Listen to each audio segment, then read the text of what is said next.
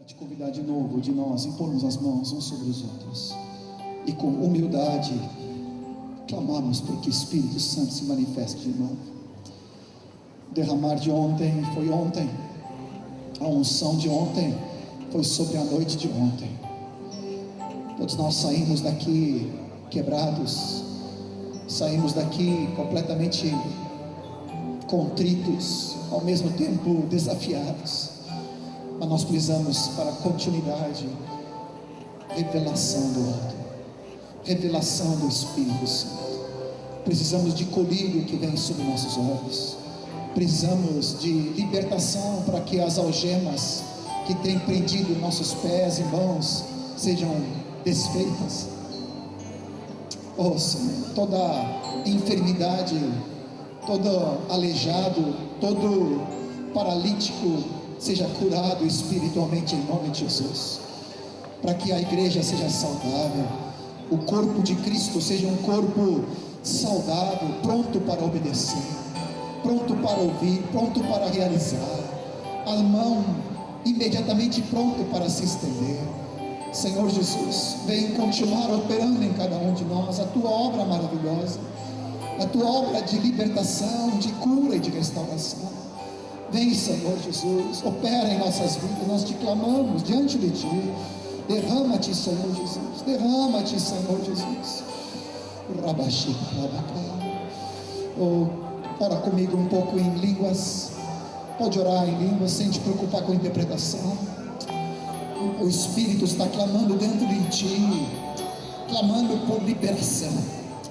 O Espírito está sempre pronto, é a carne que está fraca, a carne que às vezes põe contratempos, mas que o Espírito Santo seja liberado através da tua vida, meu querido.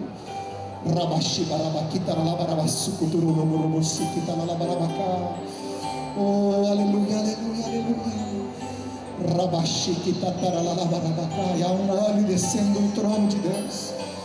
Aleluia, há um rio cujas correntes, aleluia, sai do trono do Cordeiro, se derramando sobre cada um de nós, lavando nossas vidas, limpando nosso coração. Oh Senhor, enchendo-nos com fé, com ousadia, enchendo nosso coração de compaixão, Senhor Jesus. Oh, por favor, Senhor, por favor, Senhor.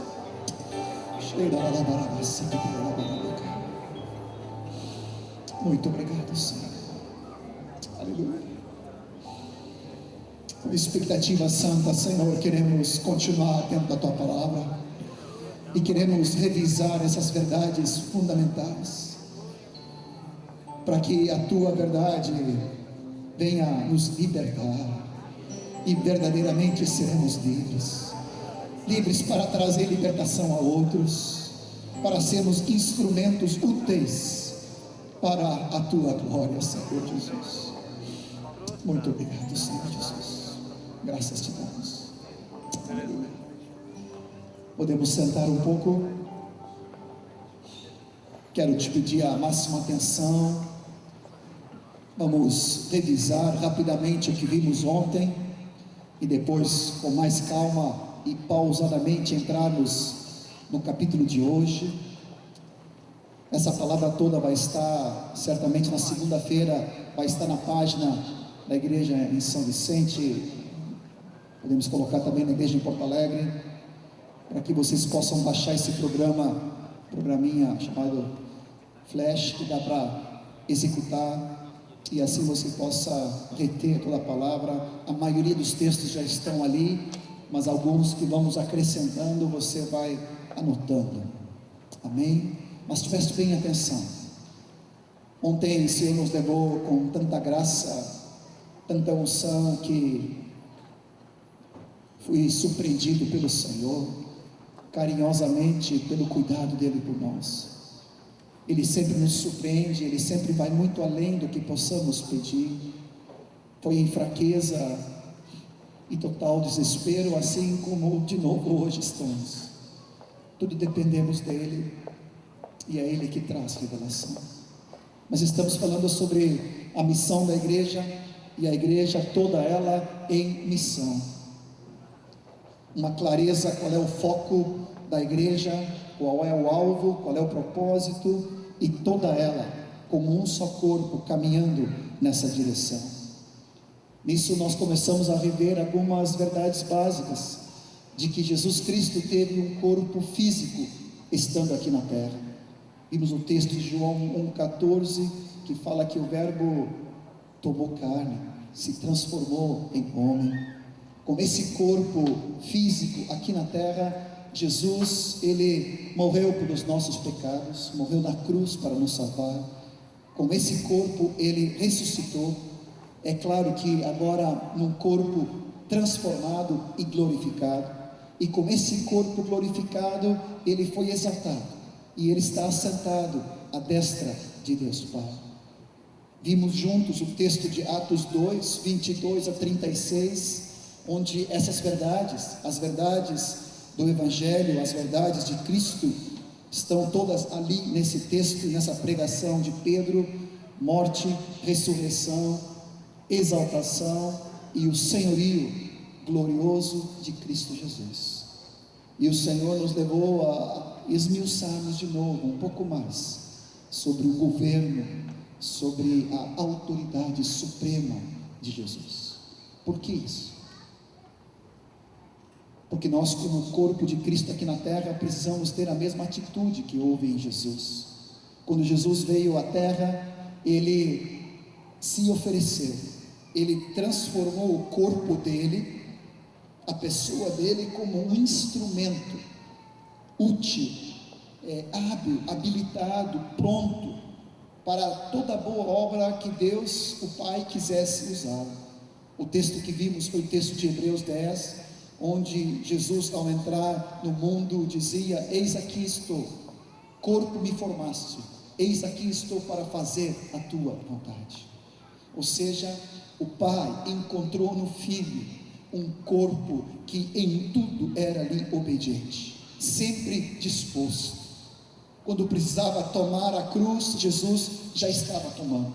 Quando precisava renunciar até a questão daquilo que é lícito, como a comida, como a bebida, como o cansaço, o sono, como foi com a mulher samaritana, e os discípulos tinham buscado comida na cidade. Quando voltaram, eles perguntaram: mestre, tu não está com fome? E ele disse: não, eu tenho uma comida e eu tenho uma bebida, e essa comida e a bebida é fazer a vontade do Pai e realizar a sua obra. Ele não era dirigido pelos instintos ou pelas necessidades até legítimas. Pai encontrou em Jesus um corpo pronto, útil, instrumento sempre preparado para executar a sua vontade. Assim também nós precisamos dizer a mesma coisa. Nós também precisamos nos oferecer assim como Cristo se ofereceu e em tudo foi obediente. Nós vimos que agora Deus tem também um corpo sobre toda a terra. É a igreja, que é o corpo de Cristo, onde Cristo é o cabeça, onde todos nós somos os membros. Fomos vendo alguns textos a respeito disto, pode continuar, onde vimos que a igreja, o corpo de Cristo, continua na terra fazendo a sua obra. Pode continuar.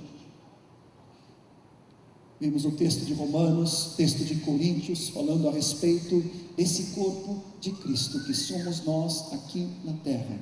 De novo repetimos, isso não é simbologia, isso não é ilustração, isso não é uma figura. Eu discordo dos teólogos, desculpe, eu não quero ser presunçoso de maneira nenhuma, quem sou eu, mas eu não consigo ver isso como uma figura da igreja, porque não diz que é uma figura. A palavra do Senhor diz: a igreja é o corpo de Cristo. O corpo de Cristo é a realidade. Não diz que é uma ilustração, um exemplo. Fala que é, e eu fico com o que a palavra diz. Amém?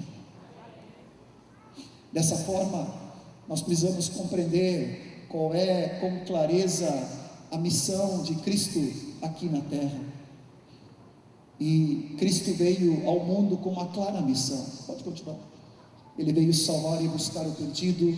Ele veio para proclamar a libertação aos cativos, trazer restauração de vista aos cegos.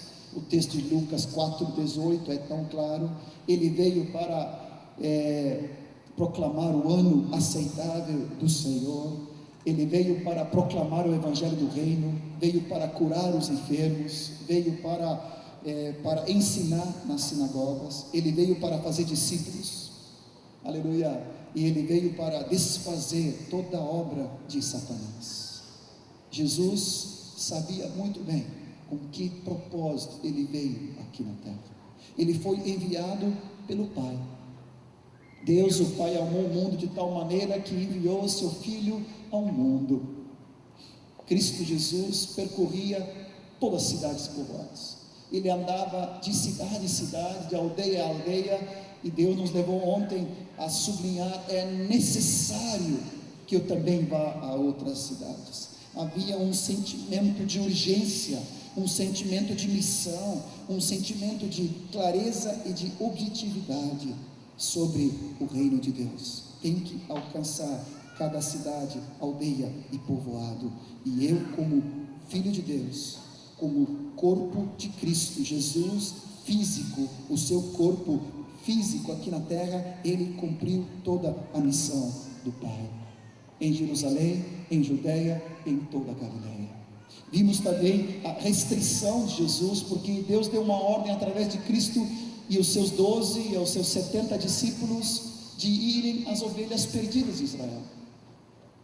E eu clamei no meu espírito e cheguei a ficar um pouco angustiado na minha limitação de conseguir traduzir isso para ti. Cada vez que eu ministro sobre isso, eu começo a derramar lágrimas, porque eu não consigo expressar da maneira adequada. Deus enviou Jesus com seu corpo físico, com uma missão reservada a Israel e as ovelhas perdidas de Israel. Por mais que amou todo mundo e veio para ser o salvador de todo mundo, ele se reservou e orientou os discípulos a não fugirem daquele propósito, porque com aquele corpo ele tinha que alcançar um alvo e uma meta. Mas ele sabia que com o segundo corpo dele, se eu posso dizer assim, a sua igreja, ele iria alcançar não só Jerusalém, Judeia e até algumas partes de Samaria, mas alcançaria todos os gentios e até os confins da terra. Mas eu fico me imaginando a disciplina do filho em se concentrar somente naquele alvo e não ser desobediente ao Pai, enquanto que ele sabia que ele era o Salvador de toda a terra. Vimos as exceções da mulher samaritana, mulher sírio-fenícia, os gregos, e vimos que na cruz Jesus morreu por todos, judeus, gregos, romanos, toda a terra, todas as nações foram incluídos com Cristo na cruz. Agora nós, como igreja, nós somos a extensão dele. Assim como ele é no mundo, nós também devemos ser. E por essa razão, agora nós como igreja, pode continuar, ele quer seguir cumprindo a sua missão aqui na terra. Como nós acabamos de cantar, nós somos o seu corpo, somos seus pés, somos seus olhos e sua boca, seus ouvidos, suas mãos, através de nós. E quando nós estávamos terminando de cantar essa canção, Deus falou: não é só de nós. Eu queria que tu colocasse a mão no teu peito dizendo: através de mim, através da minha pessoa, amém? Através de mim, não só de nós, mas de mim. Eu sou responsável, eu tenho que dar resposta ao Senhor.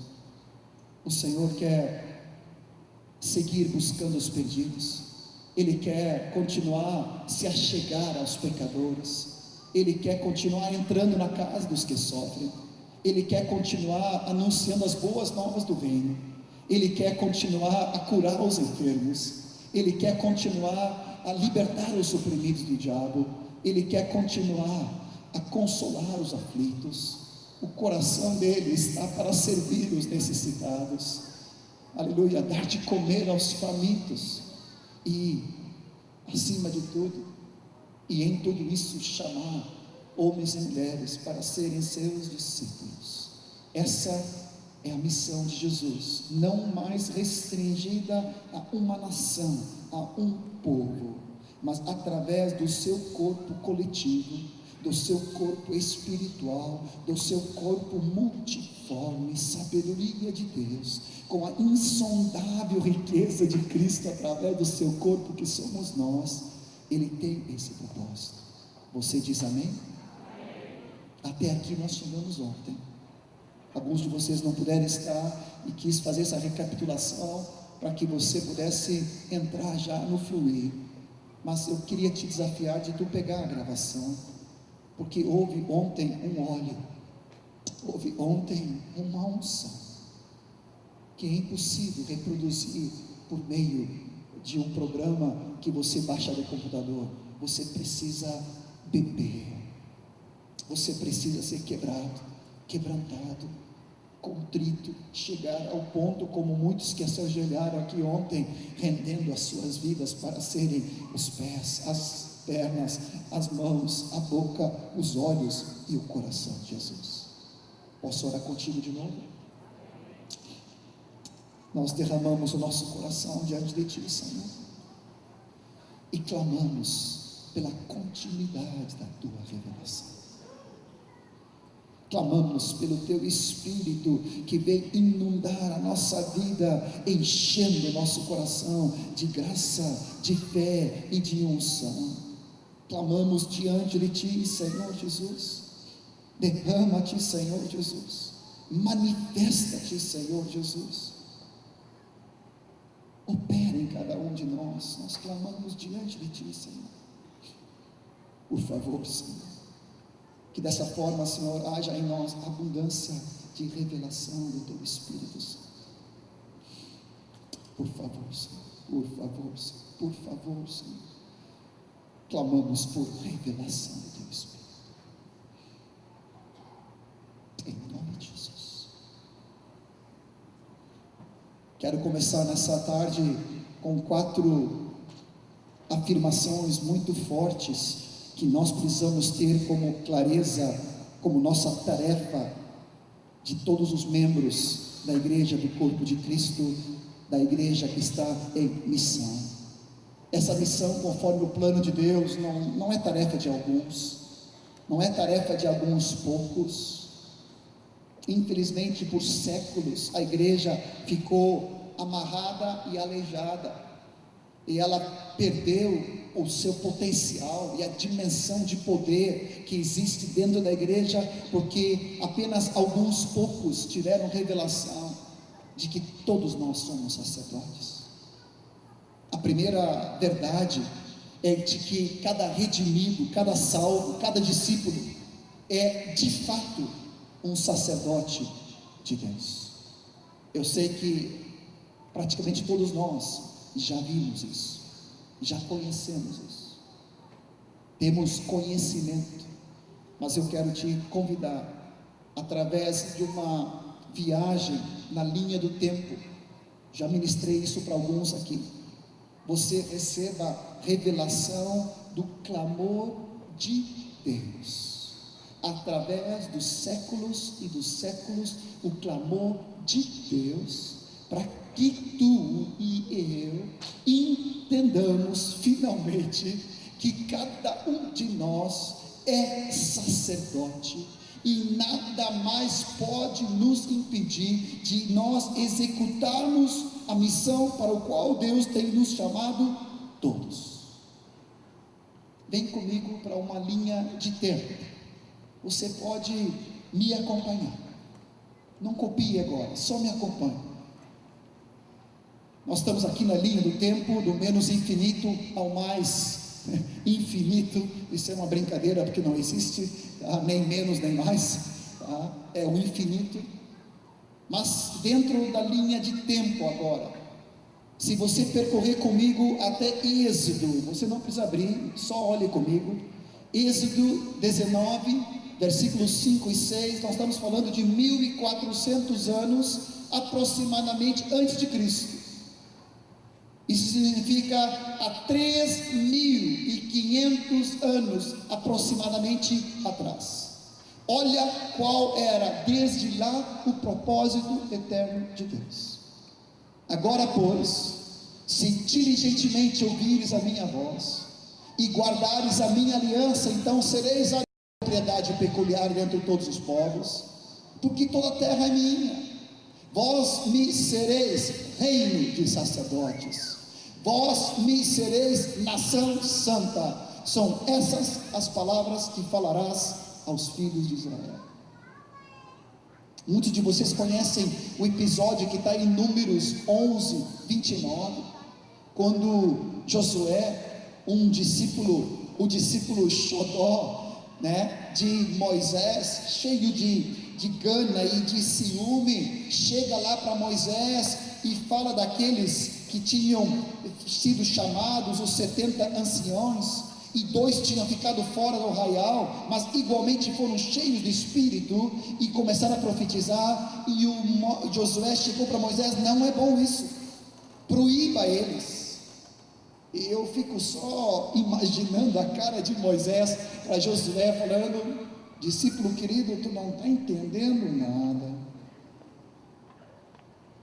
E olha a frase que está em Números 11, 29: tens tu ciúmes por mim?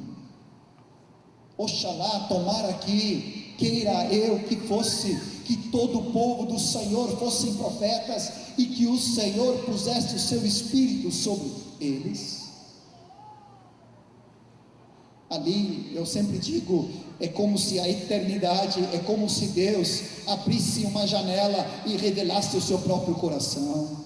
Nós estamos falando 1400, 1500 anos de Jesus, antes da cruz e antes do derramamento do Espírito Santo sobre toda a carne. O Senhor esperando para que a realidade viesse a acontecer. O profeta Joel, aproximadamente 800 anos antes de Cristo, vai dizer essa palavra que nós conhecemos: acontecerá depois que derramarei do meu espírito sobre toda a carne. Vossos filhos e vossas filhas profetizarão, vossos anciãos terão sonhos, vossos mancebos, vossos jovens terão visões. Também sobre os servos e as servas naqueles dias derramarei do meu espírito. Quando o profeta Joel, capítulo 2, fala sobre isso, ele enche o coração dele, ele começa a tremer certamente, e ele começa a ser levantado pelo Senhor, e ele abre a boca e vai acontecer isso. Ele não sabia que ele estava profetizando há cerca de 800 anos até que isso acontecesse.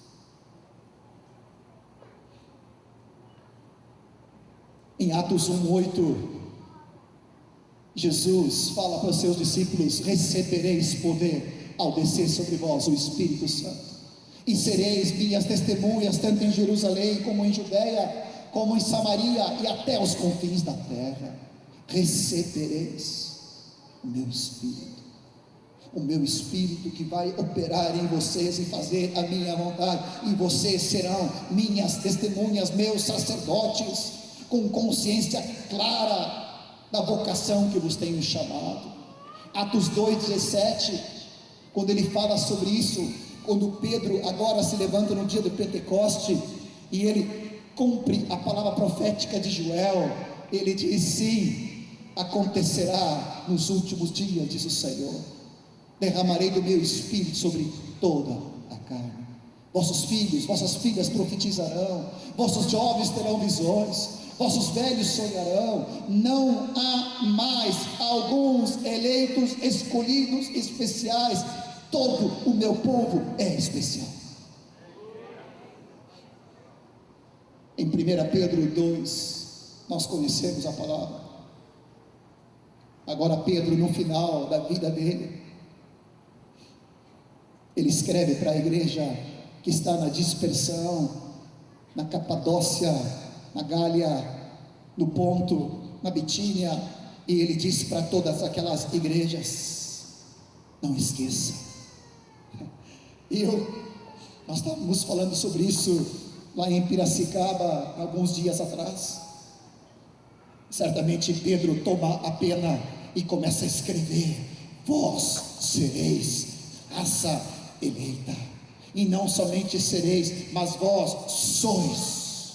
É uma realidade, não é mais uma percepção profética, é uma realidade.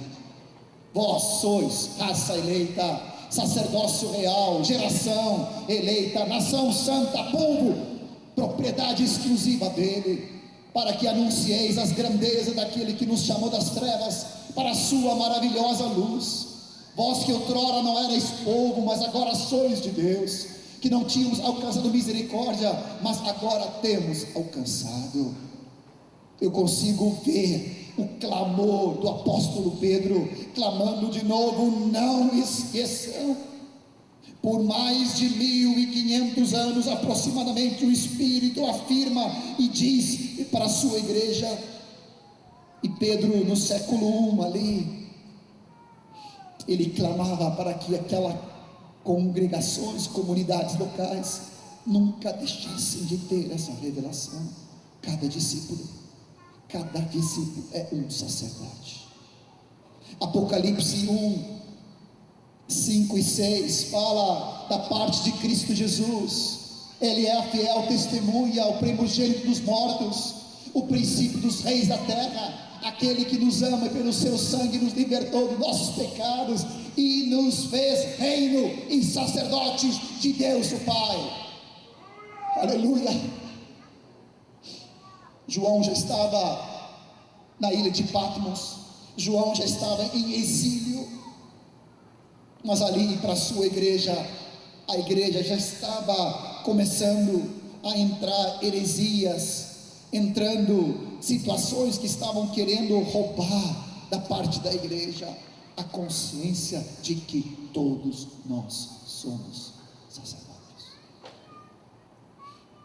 Apocalipse 5:10 repete essa mesma palavra: para o nosso Deus os fizeste reino, lugar do governo de Cristo Jesus.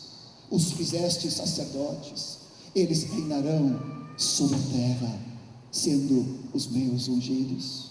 Para isso nós precisamos ter clareza, então, de que todos nós, uma nação de sacerdotes, um reino de profetas, é um povo, é uma raça, é uma nação, é um corpo. Todos. Diga para a pessoa que está no teu lado: todos. Diga de novo. Diga para ele: tu também faz parte. Todos.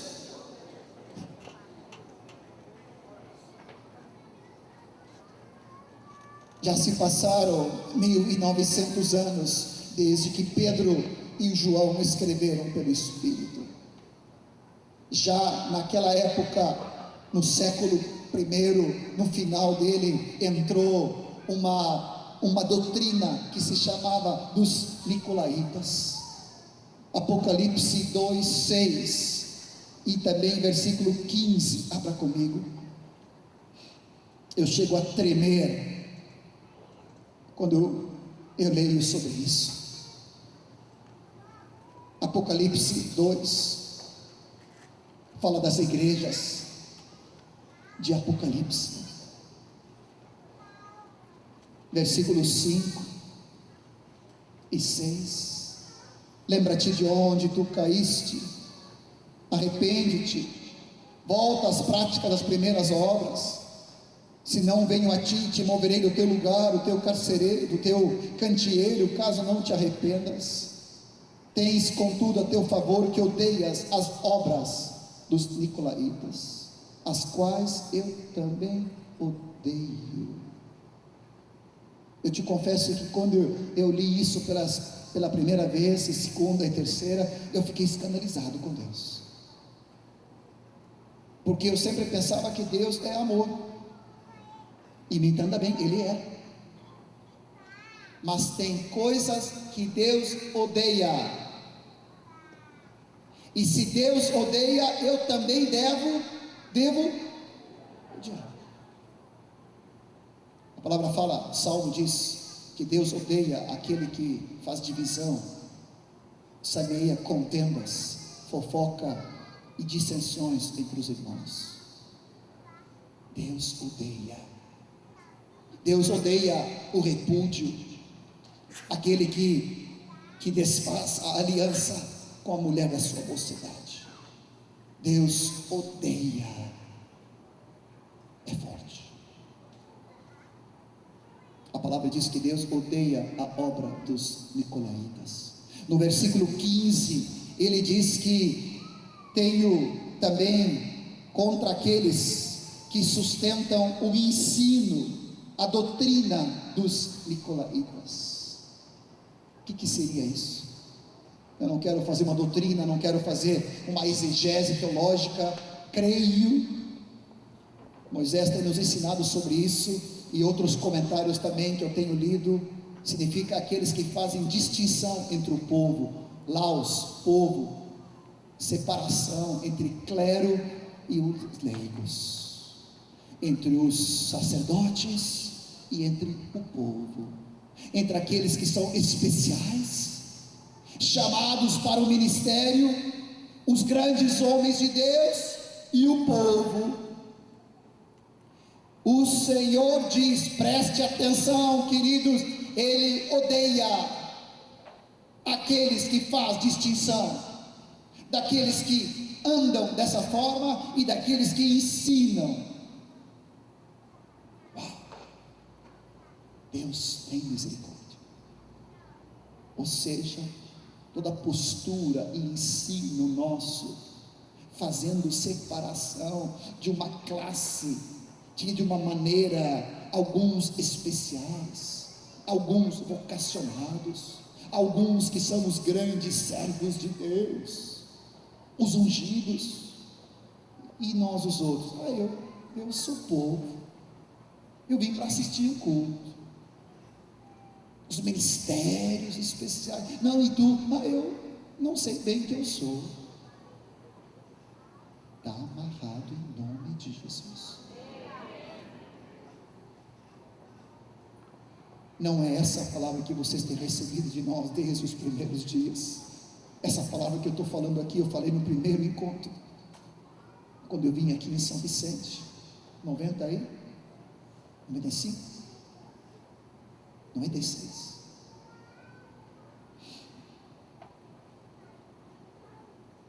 Nós precisamos ter revelação de que todo o corpo de Cristo, cada discípulo é sacerdote. Tu tens consciência disso? Tu vive dessa forma? Cada colega aqui, pastor, cada companheiro de obra aqui, cada discipulador, a nossa vida é um impulso, é um estímulo, é um encorajar, é um liberar para que todo o corpo comece a exercer o seu ministério. Ou há uma centralização em alguns de nós? A nossa maior alegria, queridos, é ver cada um de vocês começando a ter revelação cada vez maior de que tu é importante, de que cada um é especial, de que todos somos escolhidos e chamados por Deus. Amém? Vem comigo para a continuidade. Todos os santos são chamados para o serviço e para o ministério. Efésios 4:12 diz: com vistas ao reto ordenamento dos santos, para o desempenho do serviço e para a edificação do corpo de Cristo. O texto de 2 Tessalonicenses 2 diz: irmãos amados, pelo Senhor, porque Deus vos escolheu desde o princípio, que também vos chamou, vos confirme em toda boa obra e toda boa palavra. 2 Pedro 1:10 diz: por isso, irmãos, procurai com diligência, com zelo, com gana cada vez maior, confirmar a nossa vocação e a nossa eleição em Cristo Jesus. Queria que tu colocasse a mão no teu peito. Em nome de Jesus. Nessa tarde é o Senhor que põe a mão sobre o teu peito. Sente o peso da mão de Cristo, sente o calor de Cristo tocando na tua vida, dizendo: tu já foste chamado, vocacionado e eleito por mim, diz o Senhor. Desde o princípio eu te chamei, eu te salvei, e eu te resgatei, te comprei com sangue precioso, eu te redimi. Eu paguei o mais alto preço pela tua vida, para que finalmente entrasse dentro do teu coração. Tu és instrumento escolhido por mim.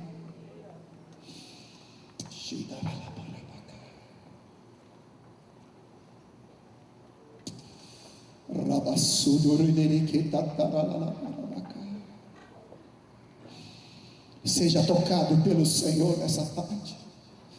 Seja cheio do Espírito Santo nessa tarde, cheio de dignidade, cheio de clareza da vocação, da honra de ter sido chamado pelo próprio Senhor. Tu és um escolhido, uma eleita, alguém especial, todos nós sem exceção. Você diz amém? Agora isso tem que ser reproduzido em fato. Isso não pode ficar aqui. Por isso que esse texto de 2 Pedro, capítulo 1, versículo 10, diz isso: vós, com diligência, com zelo, com clamor cada vez maior, confirmando a vossa vocação, vossa eleição, procurai com diligência cada vez maior, porquanto procedendo assim não tropeçareis em tempo algum, e dessa maneira é que vos será amplamente suprido a entrada no reino eterno do nosso Senhor e Salvador Jesus Cristo. No versículo 8 diz: essas coisas existindo em vós e em vós aumentando, fazem com que não sejais nem inativos, nem infrutuosos no pleno conhecimento do nosso Senhor Jesus Cristo. Mas aquele a quem essas coisas não estão presentes é cego, vendo só o que está perto, esquecido da purificação dos seus pecados de outrora. Oh, Senhor, que ninguém aqui saia desse retiro, dessa conferência, dizendo: eu não tenho certeza se eu fui escolhido por Deus. Nunca mais. Pelo contrário, que cada dia seja como Paulo, que dizia lá em 1 Timóteo, capítulo 1, versículo 12 a 14, se não me engano, diz: sou grato para com aquele que me escolheu. Eu sou grato, eu sou agradecido para com aquele que me chamou. Eu que era o principal dos pecadores, Ele transbordou a graça na minha vida de tal maneira que Ele me chamou, me tornou um instrumento útil. Eu que fui perseguidor, blasfemo, eu que concordei com o assassinato de Estevão, eu que prendi em algemas, em prisões, o próprio corpo do meu Senhor Jesus, os discípulos. Ele me chamou, Ele me chamou, Ele me escolheu. Eu não merecia, mas eu fui escolhido. Eu sou grato.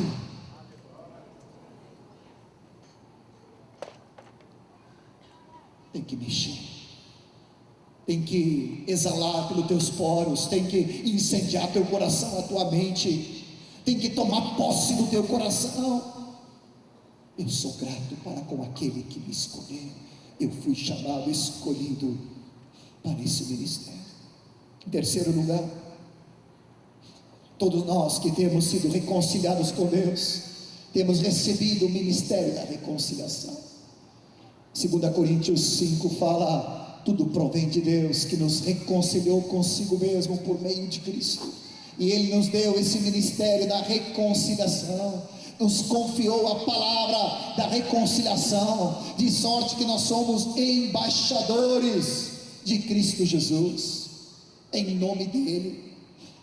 Embaixador significa enviado, enviados da parte daquele que é o Senhor de todo o universo, daquele que é Cristo, cabeça da igreja. Eu e tu fomos enviados com ministério. Ninguém precisa ficar aqui: Senhor, eu não entendi ainda qual é meu ministério.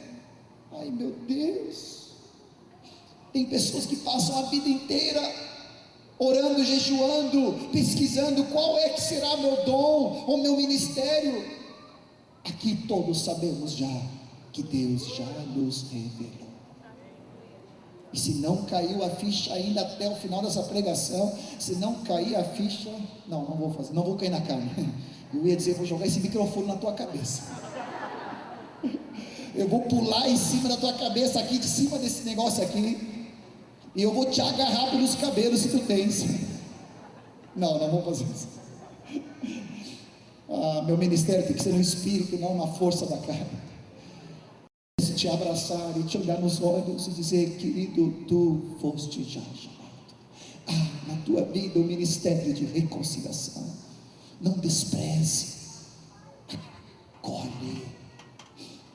O texto diz, 2 Coríntios capítulo 3, fala que Ele nos habilitou para sermos ministros de uma nova aliança, o ministério do Espírito.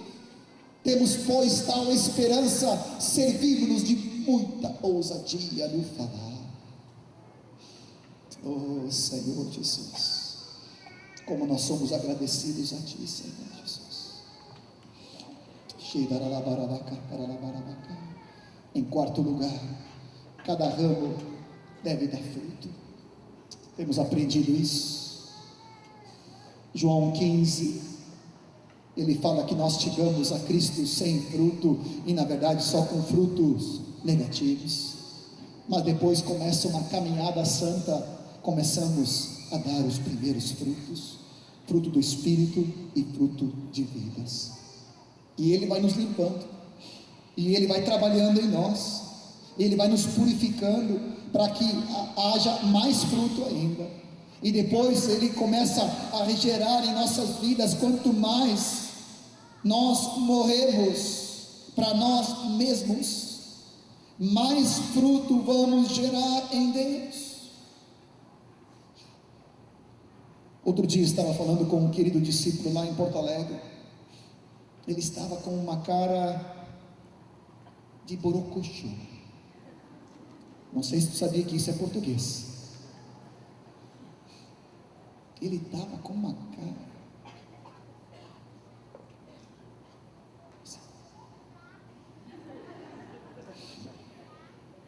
E eu não sou muito de deixar as coisas acontecerem, mas o Senhor diz: não faz nada, John. E olha, para eu não fazer nada, eu tenho que eu disse: nada mesmo, eu não posso dar uns sopapos espirituais. É só brincadeirinha. Você não tem liberdade e autoridade para dar sopapo em discípulo. É só brincadeirinha. Mas às vezes dá vontade. Tem que confessar. Às vezes dá vontade de dar aquele telefone, sabe o que tu fazia quando era adolescente? Já fizesse isso uma vez? Isso não pode fazer, pode estragar a audição, não pode fazer, não é permitido, não tem liberação apostólica. É brincadeira, é só para ilustrar o sentimento, não a ação, mas que dá vontade. Me segura, Jesus. Aquela cara assim de zonzo. E ele é discipulador, liderança, tem raiz, né? Tem discípulo, então ninguém me ama, ninguém me quer, não posso. E o Senhor diz: deixa comigo. sou eu que trato. Eu limpo para que dê mais fruto. E cada vez que eu olhava para ele, ele disse: John, eu não sei o que está acontecendo. E eu disse: eu tenho só uma palavra para ti. Se o grão de trigo caindo na terra não morrer, fica só. E ele olhou para mim: não foi essa palavra que eu queria. Eu queria uma palavra de encorajamento, de fortalecimento, né, de acolhimento. Eu disse: mas o Senhor já te deu faz anos essas outras palavras, agora está na hora de tomar jeito. O grão de trigo caindo na terra não correr, fica só. E começou mesmo. Um discípulo não queria mais continuar, o outro já debandou, o terceiro abandonou. Ele disse: o que está acontecendo? Sim, está acontecendo que o grão de trigo está teimando em ficar vivo. Meus direitos, as minhas opiniões, os meus achismos, as minhas razões, minhas vontades, o meu. Eu disse: está muito vivo esse grão de trigo, vai só gerar morte. Agora, quando o grão de trigo se rende, cai na terra, morre para si, ele produz muito fruto. O grão de trigo precisa cair na terra. Toda reserva, medo, todo envolvimento da tua própria alma, meu tempo, meu dinheiro, meus negócios, minhas coisas, meus, tem que cair por terra. Só assim vamos dar muito fruto. A palavra do Senhor diz: fruto que permaneça, e isso está associado diretamente em permanecer em Cristo. Nesse texto de João 15 fala: permanecer nele, e nós nele, porque sem ele nada podemos fazer. E aí vamos dar fruto. Essa permanecer em Cristo, eu em mim, eu nele, diz a palavra, porque sem mim nada podereis fazer. Quando compreendemos que Ele é a cabeça, que nós somos o corpo, não é a obra que nós fazemos por Ele, mas é a obra que nós fazemos nele, a partir do comando dele, da direção dele, da palavra dele. Nós somos cooperadores, nós andamos junto, debaixo da autoridade dele. Ele vai gerar um fruto de vidas, discípulos e mais discípulos, vidas que vão se achegar ao reino dele, pela tua e pela minha vida, pela nossa vida. Você diz amém? Tu pode repetir comigo essas 4 coisas? A primeira é: cada discípulo tem consciência de que nós somos sacerdotes. A segunda é que todos nós fomos chamados ao ministério. A terceira é que temos recebido o ministério da reconciliação. E a quarta é que todos fomos chamados para darmos fruto. Eu pergunto para ti: alguma dessas verdades já não conhecíamos? Todas, já sabíamos. Mas isso tem que entrar, e tem que entrar.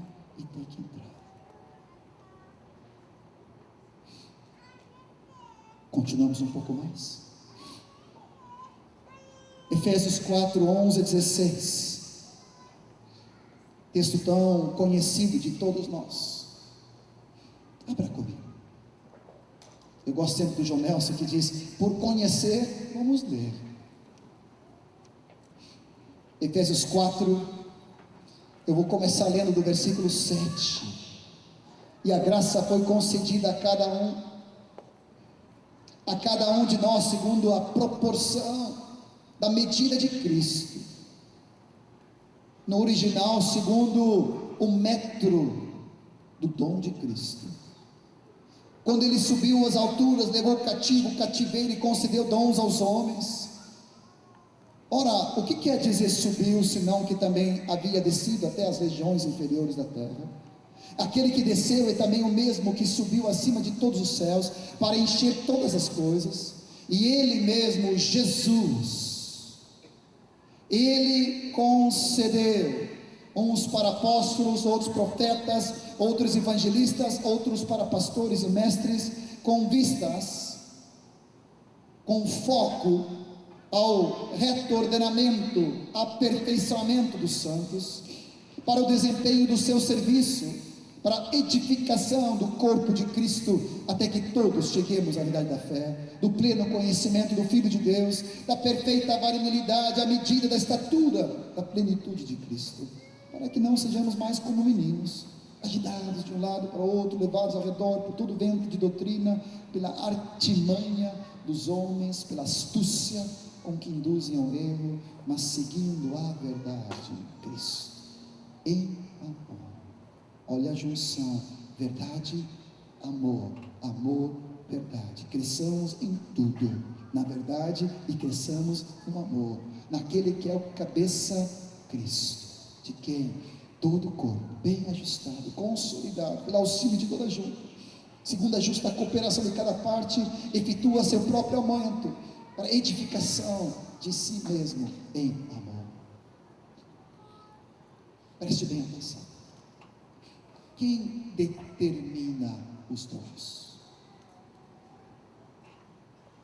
Qual é a resposta? Cristo. Quem concede? Qual é a resposta? Cristo. Quem estabelece os encargos na igreja? Quem é o cabeça da igreja? Jesus. Qual é a tua e a minha responsabilidade? Deixa eu ter uma conversinha particular com cada um de vocês aqui, bem nos olhos, porque eu tenho visto alguns, e eu não estou falando só aqui, lá em Porto Alegre também, em outras localidades, de repente eu vejo discípulos dizendo: mas o que eu estou fazendo é tão pouco, o que eu tenho é tão pouco, por que Deus não me chamou para isso?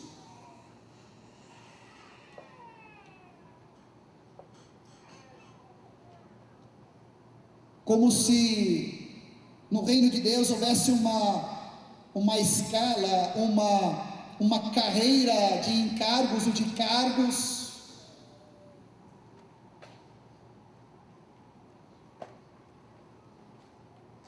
Quem concede? Você. Quem estabelece? Você. Qual é a tua e a minha responsabilidade? O que diz a palavra? Quem é fiel no pouco, sobre muito colocarei. Qual é a nossa responsabilidade? Fidelidade no pouco. Quem diz que o que tu tens na mão é pouco? Me entenda bem o que eu quero dizer agora. Cada vida que o Senhor tem colocado para o teu cuidado, se tem uma, não é pouco.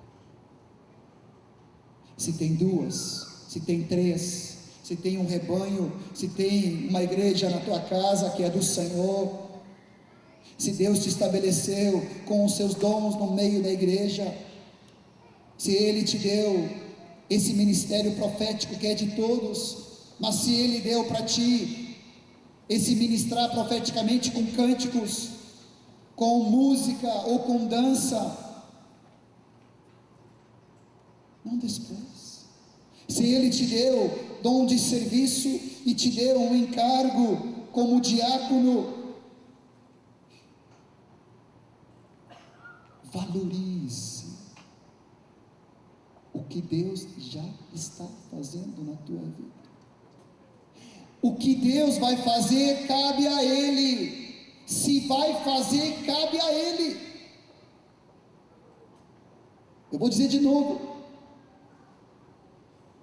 eu tenho que cuidar de ser fiel na esfera que Deus me colocou, cuidando, discipulando bem cada vida, ganhando, como nós vamos logo ver mais, discipulando, consolidando, discipulando, enviando. Agora, se o Senhor vai me tomar e vai me levar a outras esferas, cabe somente a Ele. Você diz amém? Quem é cabeça é Cristo, não é o presbitério, não é o ministério apostólico, é Cristo. Eu não posso ter sentimento de comparação, ou de competição, ou de desprezo. Se eu sou um presbítero na localidade, isso não é um trampolim para ter um ministério apostólico. É muito melhor ser um bom presbítero do que um mau apóstolo. É muito melhor ser um diácono excelente na mão do Senhor do que aspirar a ser um presbítero, e Deus nunca me chamou para isso. Amado, não te preocupas, quem estabelece é o Senhor. Mas meus companheiros estão sendo escolhidos, separados, e eu estou sendo preterido. Não tem essa não. Esse pensamento vem dos quintos dos infernos. Todos são chamados, todos vocacionados, todos qualificados e capacitados do Senhor para todo o ministério de todos os santos. Agora, a quem Ele escolhe para algumas áreas, ou situações, ou dons, encargos, não compete a mim, compete a Ele. Eu sou fiel no que Ele me deu. Você diz amém? Me lembrei de Davi. Davi era o quê? Pastor de ovelhas, e de fato de ovelhas. Ele era o caçula da turma. Quando Samuel foi chamar para ser rei, ele passou por toda a grade dos irmãos, e os irmãos e o pai nem se lembraram de Davi. Tem mais um. É mesmo, é o Júnior, está lá no campo, estava lá cuidando das ovelhas, ninguém controlando, conferindo. Quando vinha leão, quando vinha urso, ele tirava as ovelhas e os cordeirinhos das mãos, das garras dos ursos, dos leões. Ele arriscava a própria vida pelas ovelhas que ele tinha.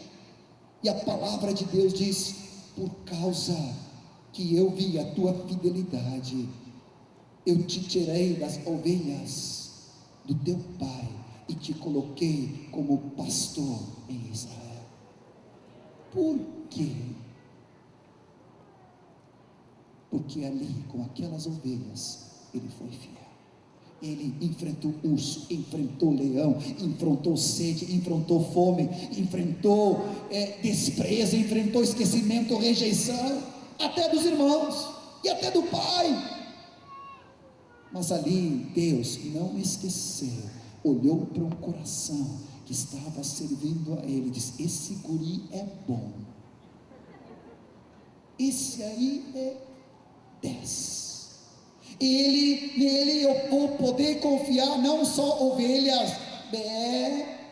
mas vou poder confiar as ovelhas de Israel, porque assim como ele é fiel com essas ovelhinhas, ele vai ser fiel como pastor e rei sobre todo Israel. A Bíblia diz que não é ilícito aspirar, mas não é ambicionar. Quando nós estivemos no retiro das localidades lá em Paranaguá, na consagração do Haroldo e do Jorge, Deus nos levou a profetizar sobre todo aquele rebanho. Éramos mais de 300 ali, Dani. E ali nós começamos a profetizar aquilo que Deus estava fazendo nesses dias em tantas localidades, levantando os seus presbíteros. Deus queria fazer em cada localidade. E Deus quer usar a tua vida na localidade que tu estás ou que vai te enviar, não só nesse nível de encargo, de diácono, presbítero, mas como dom de Cristo, desempenhando plenamente o teu serviço, independente em que metro, em que medida Deus te concede.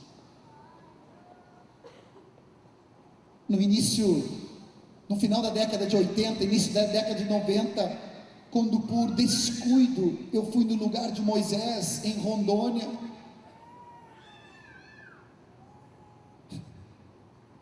ali eu meio vi assim, Deus me colocou de contra-regra, de regra 3 no ministério apostólico. Cada vez que se falava sobre isso, eu dizia: Deus, eu não consigo nem imaginar, eu acho que eu não tenho coragem para isso, acho que eu não tenho qualidade para isso, nunca vai acontecer na minha vida. Ao mesmo tempo, dentro de mim havia uma sede. Eu comecei a ler tudo sobre isso. Eu escutava Moisés, o João, o Erasmo falando sobre isso. Eu ficava assim: ai meu Deus, será que algum dia vai acontecer comigo? Eu disse: não, claro que não. John, contigo?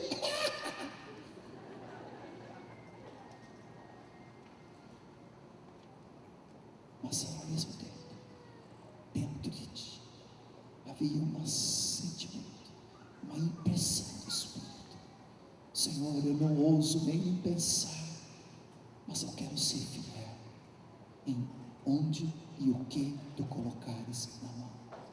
Eu quero ser fiel com um discípulo, eu quero ser fiel com 2 discípulos, eu quero ser fiel com a igreja na casa, eu quero ser fiel no serviço, no trabalho, seja de qualquer área for, eu quero ser fiel. Quando somos fiéis, o Senhor nos coloca onde Ele quer. Amém? Agora, quando entra o nosso coração amargura, ressentimento, competição, comparação, começa a entrar ressentimento, mágoa, começa a entrar sentimento de rejeição, está amarrado em nome de Jesus. É Deus que concede. Vamos um pouco mais. Com vistas, toda a liderança, toda a equipe juntos, com propósito claro para o retornamento dos santos, um corpo bem ajustado, um corpo bem consolidado pelo auxílio de todas as juntas, seja a junta de companheirismo, seja a junta de discipulado. Preste bem atenção, principalmente a igreja de São Vicente. Vocês têm sido fortalecidos nesses dias e nesses últimos meses e 2 anos, principalmente nessas juntas de companheirismo. Nós vamos estar falando sobre isso.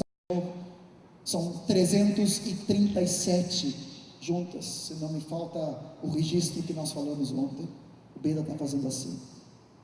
Mas preste atenção, a tua junta de companheirismo não anula ou dilui a junta de vínculo de discipulado. O que tu confessares na junta de companheirismo tem que ser tratado e aberto com a autoridade que está sobre a tua vida para te formar. Amém, amados? Uma coisa, quando nós fortalecemos um lado, não quer dizer enfraquecer o outro. Nós temos que crescer em tudo naquilo que é o cabeça Cristo. Crescer na profundidade no vínculo de discipulado, crescer em profundidade no vínculo de companheirismo para a obra. Não é um ou outro, ou um em detrimento do outro. E isso não significa que nós não cresçamos em amor com todos.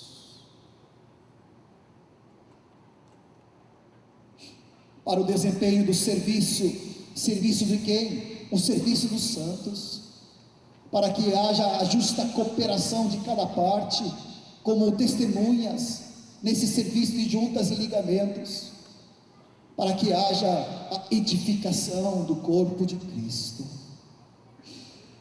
Todos nós, como liderança, precisamos ser exemplos com a nossa vida, paixão pelo reino, zelo, amor por Jesus e a sua obra. Abra comigo em Atos 20, 24, é um texto que nós já conhecemos, temos falado várias vezes.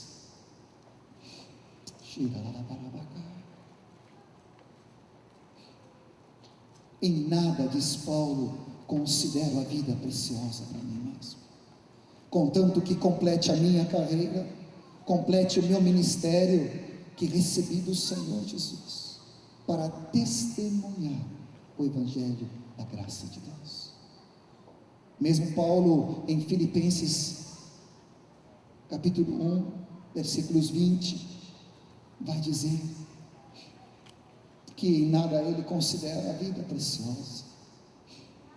Ele disse: estou certo, pela vossa súplica e provisão do Espírito de Jesus, redundará na libertação, mas segundo a minha ardente expectativa e esperança, que em nada serei envergonhado, antes com toda ousadia, como sempre também agora, será Cristo engrandecido no meu corpo, quer pela vida, quer pela morte. Porquanto para mim o viver é Cristo e o morrer é lucro. Entretanto, se o viver nesse corpo, nessa carne, traz fruto para o meu trabalho, já não sei mais o que escrever. De um lado estou constrangido, tendo desejo de partir e estar com Cristo, o que é incomparavelmente melhor. Mas por vossa causa é necessário, é mais necessário permanecer ainda nessa carne, nesse corpo, para progresso e gozo da vossa fé.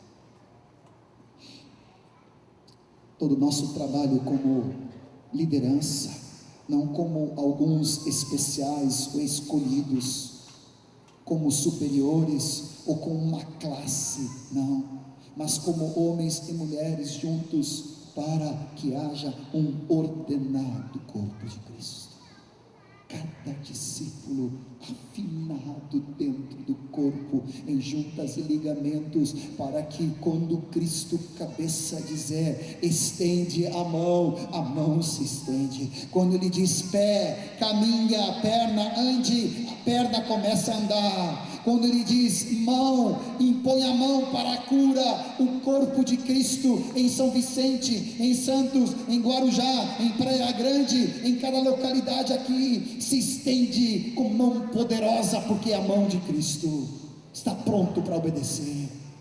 Quando diz levanta, encoraja, edifica, anima, a mão está pronto, a boca abre para edificar e não para maldizer, não para fofoca, comentário, incredulidade, mas abre a boca para proclamar o reino, trazer consolo a um corpo edificado, a um corpo vinculado, a um corpo relacionado, a um corpo cheio do Espírito Santo de Deus, que pode dizer para o cabeça: eis aqui estamos ao teu dispor, envia-me a mim, e nós estamos aqui para a tua obediência. Esse é o nosso ministério, de todos nós, e não somente nós, os ministérios. Vamos dizer assim, de Efésios 4, precisamos cooperar para isso, mas cada discípulo precisa cooperar para que isso aconteça. Quero concluir. Nós precisamos conscientizar cada discípulo do seu ministério, como foi feito de novo aqui nessa tarde.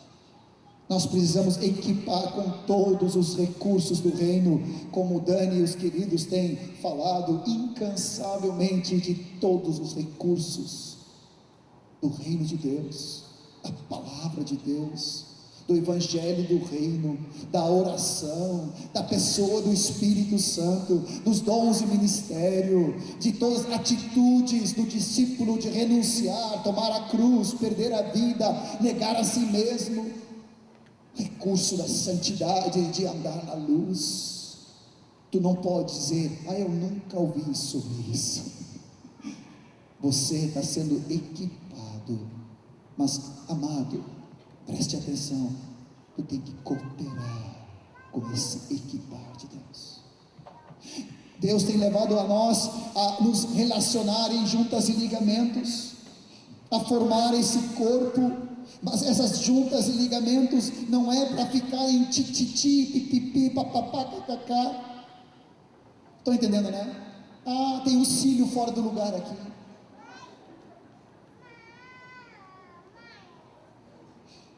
Eu não posso. com carinho. Amadinho. O relacionar em junta de ligamentos de autoridade no discipulado e no companheirismo é só o pré-começo. Preste atenção, não é o fim. Agora eu estou bem, eu estou vinculado, eu até estou numa junta de companheirismo meio light, para não me desgastar muito, mas eu até estou, e eu até estou num vínculo. De vez em quando me lembro do meu discipulador, né? De vez em quando eu apareço lá, e eu até vou num grupo de discípulos. Agora eu posso me acomodar.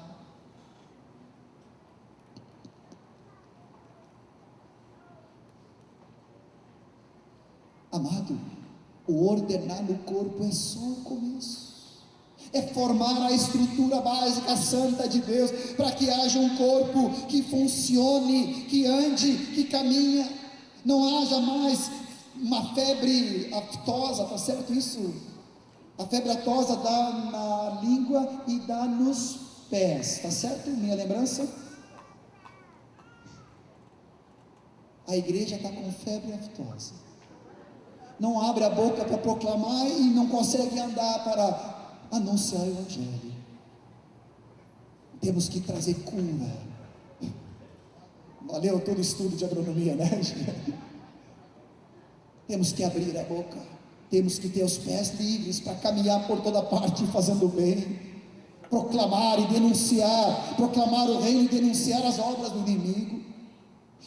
Agora tudo isso é para que haja a mobilização. Deus quer nos levar a ganharmos, consolidarmos, discipularmos e enviarmos os discípulos e a nós mesmos. Nada disso é novo, tudo matéria dada. O que Deus está fazendo nesse fim de semana, Ele está nos colocando no paredão do Espírito Santo, e Ele está dizendo para cada um de nós: e aí, o que tu vai fazer? Gostei muito, foi uma bênção a conferência. Bênção o que, se tu não sai da cadeira, do conforto, da acomodação, da passividade, da discriminação, da rejeição, te levantar debaixo do poder de Deus, para ganhar, para consolidar, através da porta do reino e através do corpo de Cristo, para discipular, formando homens e mulheres cheios da palavra e do Espírito Santo, e enviando cada discípulo debaixo de autoridade, porque todos fomos chamados. Você diz amém? Vamos nos colocar em pé.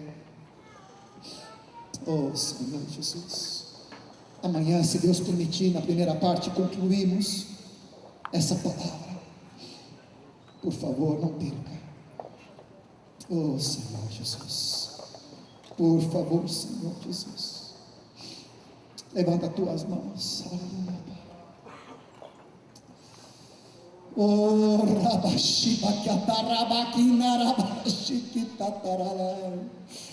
Senhor, com fé, com ousadia, nós estendemos nossas mãos com autoridade da tua palavra, para acolhermos toda a tua estratégia. Como fica claro a nossa responsabilidade, como fica claro toda a tua capacitação em nós. Nós não queremos atrapalhar o teu serviço, nós queremos cooperar contigo, Senhor. E nós queremos, Senhor, sermos enviados para essa mobilização e essa ação.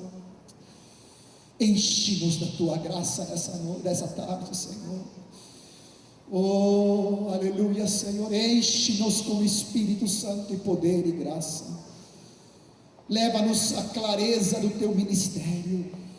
Que privilégio, somos uma igreja em missão, e aleluia, a missão da tua igreja com clareza na nossa presença, e tu vai cumprir essa palavra na vida de cada um de nós, sem exceção. A cada um que se dispõe, a cada um que é obediente, a cada um que permite o tratamento, a cada um que é discípulo com características do discípulo do reino, Deus vai fazer a obra. Oh Senhor Jesus, enche nossas vidas, Senhor. Oh, mais graça, Senhor, ainda, para que ninguém fique à margem, ninguém se autodesqualifique por causa de melindres da carne, por causa deste mundo, por causa de amor ao pecado, por causa de resistência à operação do Espírito, por andar em trevas, Senhor. Tu não queres que ninguém fique à margem. Tu chamaste a todos, mas há um preço, Pai, há uma entrega, há uma renúncia, há um compromisso com Cristo cabeça, há um compromisso com o corpo de Cristo, há um compromisso com os ministérios, há um compromisso com a tua obra. Tu pode dizer para o Senhor: eis-me aqui, Senhor, eis-me aqui, Senhor Jesus, envia-me a mim aonde eu estou, na cidade, na localidade onde eu fui plantado, com as circunstâncias onde eu estou, nas dificuldades que eu estou, ou na bênção, não importa, eu sei que tu vais derramar tua graça, Senhor. Eis-me aqui, Senhor.